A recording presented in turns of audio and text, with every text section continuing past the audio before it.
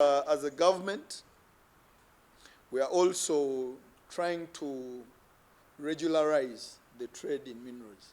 We have realized that issuing a license is not enough. We are coming up with tougher and stricter regulations for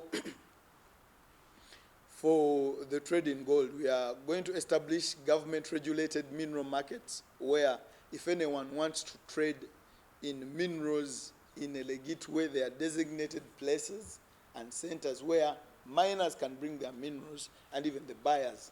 They meet in a place that is properly regulated, and in that place you will find Ministry of Energy and Mineral Development, you will find Uganda Revenue Authority, because for you to trade in minerals legally, you need to pay the taxes. So you will find URA, you will find PMPU, which shall provide security. You will find formal banking services for transactions that are huge. The intention is to also reduce the risk on both the buyers and the sellers of these minerals.